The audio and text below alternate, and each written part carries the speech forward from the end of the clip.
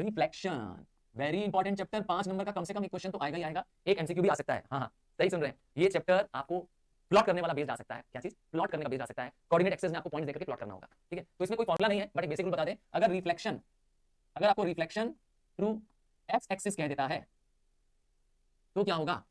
Sign of Y change, ठीक है। और अगर कहता है रिफ्लेक्शन थ्रू वाई एक्सिस तो साइन ऑफ एक्स चेंजेस, तब एक्स की साइन चेंज हो जाएगी। और अगर कहीं कहता है रिफ्लेक्शन थ्रू ओरिजिन, तब क्या होगा? Both sign of X and Y change. समझ में आया क्या कहना चाहते हैं? ये कीवर्ड लिखा रहेगा तो आप पहचान लेंगे। एक्स एक्सिस बोलेगा तो ये एक्स और वाई क्या है, तो मैंने कहा इसमें कोऑर्डिनेट दिया होता है। क्या दिया होता है? एक कोऑर्डिनेट दिया होता है। लेट्स ए सॉरी कोऑर्डिनेट है एक्स और वाई। जो भी पहली वैल्यू होती है इसे हम कहते हैं एब्सिसा, इसे कहते हैं एब्सिसा, और इसे कहते हैं ऑर्डिनेट।